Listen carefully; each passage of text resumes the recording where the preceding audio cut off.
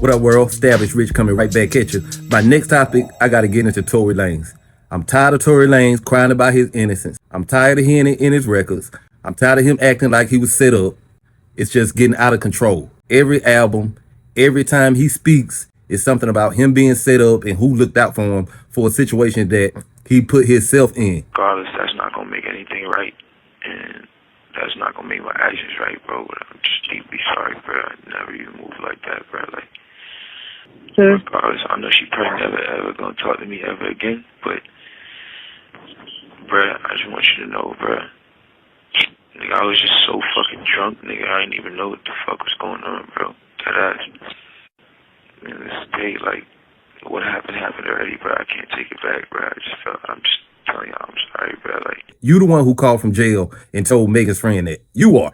When I heard that phone call, I don't even know why you tried to plead innocent in the first place. I don't get it. So why you running around playing victim? I really don't understand it. Let's hear what Charlamagne in the Breakfast Club had to say about it this morning. Okay, so the awaited Tory Lanez album from Behind Bars is here. It's called Peterson. It's 20 records. And again, this is all music that he recorded while locked up.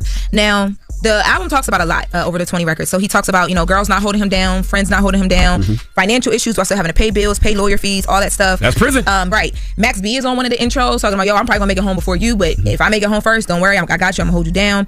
But he does get into, and I didn't think this was smart, but we're talking about it, the Meg Thee Stallion things a few times while on this album. So he has a song called Verdict. I'll get the full name, but Verdict is in the title of the song. Let's take a listen to that song. Yeah.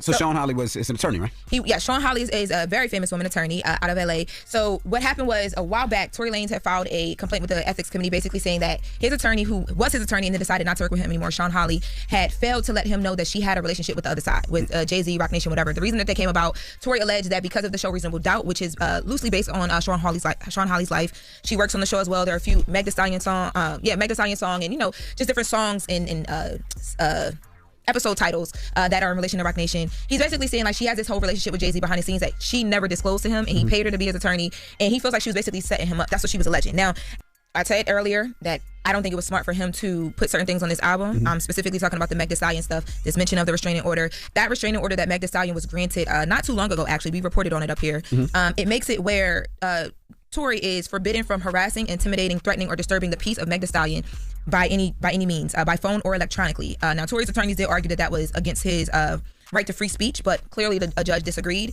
The reason why I said I don't think that is smart is because anybody can argue that this is going to disturb her peace, because now the conversation we're having is about, did Meg tell the truth or did she not? Did Tory shoot Meg or did he not? Like, that's been her whole argument, this whole time. So I didn't think it was smart, but it's there. I don't know what that was about, but that other song you played, what was it called? Verdicts? What's it called? Verdicts and lawyer fees or something like that? Verdict Day and the lawyer fee interlude, because it goes into a song called Lawyer Fees. Here's my thing with people, right? Why do they wait until after the fact to start talking? Like, take the stand. Like, I don't care what you say in interviews after the fact. I don't care about what you say in your records after the fact. When you're fighting for your freedom, take your ass on the stand and say whatever you need to say then. Well, I don't know if he had that opportunity, because a lot of times... Yes, he did. He opted not to take the stand. But the reason I say that is a lot of times your attorney tells you shouldn't. No, he opted not to take the stand. Well, I mean, so what was reported was that he chose not to testify because his lawyers advised him not to. But I don't know. And there also were reports that he regretted doing that. Exactly, because you're going to go after the fact, you in every interview telling people what happened. After the fact, you all in the records telling people what happened. Why wouldn't you take the stand? Yeah, but when you're in court of law and you're a lawyer and you pay for a lawyer that does this for a living, and they tell you shouldn't take the stand, and you don't take the stand and you lose, and then you say, damn, I should have took the stand. These are the things I should have said. Happens all the time because you listen to your attorney. If you have an accountant, you listen to your accountant. If you have somebody that's a financial advisor, you listen to that advisor, because you're paying them for their minds, for the things that they do, for their education. Yeah, and they actually, so I think, because he had switched legal teams a couple times throughout this trial. At one point when he got he changed legal teams, he actually tried to file something basically saying that he was kind of like, the words are impermissibly chilled into not taking the stand. So I think he was trying to get his shot back. I don't know, but shot back, that's the wrong term to use in this. What would his punishment, what would his punishment be for keep saying Megan, although she has a restraining order? What is the punishment for that? There can be several charges. It just depends on what she claims is happening to her. Like, you know what I mean? Like, I don't know the exact charge that they would try and lean into, but it's just the possibility of it. I wouldn't even play with that if I'm fighting. Tory is still fighting to come home. Hey, man, you can't shut niggas up. It's impossible, okay? Right? The white man been trying for years. It hasn't happened yet, all right? Okay? Well, I'm going to tell you something else. I can't tell you how much I don't care. I am so tired of hearing about this story. Oh, my God. We've been talking about this story for 10 years. I understand Tory talking about it because he's still dealing with it. Megan's going to be traumatized by it forever. But I'm just saying, me personally, I don't care. All right, God bless them all. Okay. And I agree with Charlamagne. Bro, you had your chance to defend yourself. You had your day in court. If you really had some groundbreaking evidence, you should have pulled it out right then. Instead of accepting this deal that you doing time for, and now you screaming that you innocent. If you're going to play the street role, if you're going to take the time and not snitch, then take the time and be quiet. You can't have it both ways. You blew trial, got sentenced, and now you want to scream that your attorney worked for Roc Nation? Oh, my God.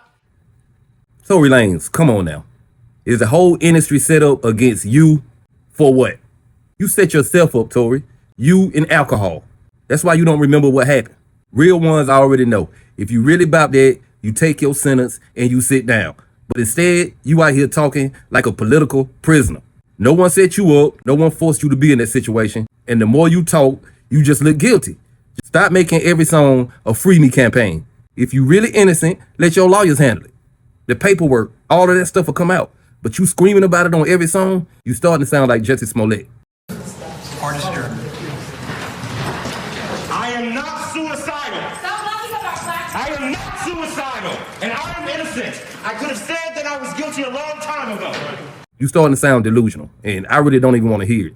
If you cared about your freedom that much, if you cared about being in your son's life that much, and you didn't do this, you would have taken the stand instead of trying to live by some street code that you know nothing about.